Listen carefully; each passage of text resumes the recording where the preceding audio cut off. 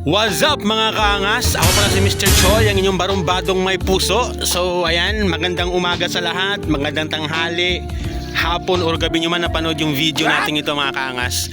Pero dito sa lugar natin mga kaangas, no, it's 7 AM.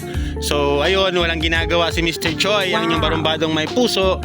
So ayun, namasyal muna tayo sa tabing karagatan. Ayan mga kaangas, oh.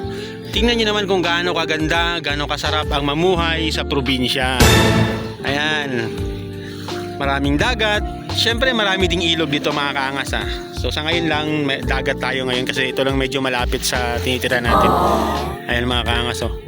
Wow, very simple, basic life, tahimik na pamumuhay, diba? Kung wala kang pangkain, punta ka lang sa karagatan. Well, kahit paano kung marunong kang manghuli ng mga isda, hipon o mga lamang dagat, definitely mabubuhay ka, di ba? Or the same time, kung meron kang konting lupain, taniman mo, di ba? Taniman mo ng kung mga ano-ano.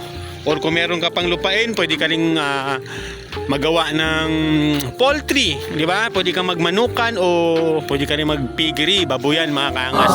So yun yung mga possible dito mga kaangas. Aside from that, meron din mga koprahan, kung ano-ano pang mga pwedeng pangkabuhayan sa probinsya mga kaangas. Though sabihin natin mga kaangas, no, ang baba ng rate dito kung comparing sa syudad like Metro Manila or kung saang city man kayo madalas. Pero syempre, probinsya is alam niyo naman mga kaangas, no?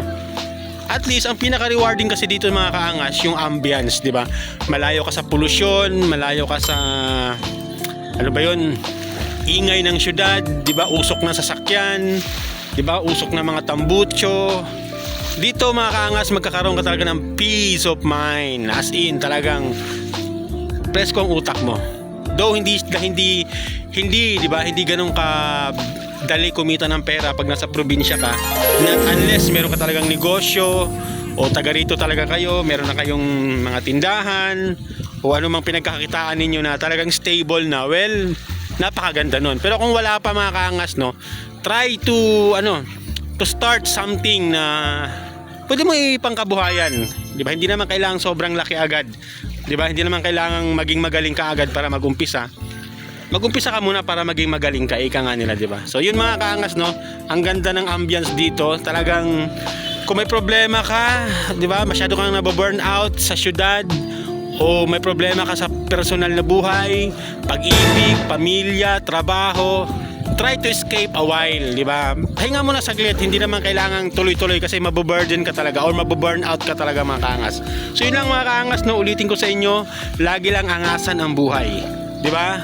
Life is short, life is beautiful. Kaya ako, angasan lang natin ang buhay mga kaangas. Okay, once again, it's me, Mr. Choi, ang inyong barumbadong may puso.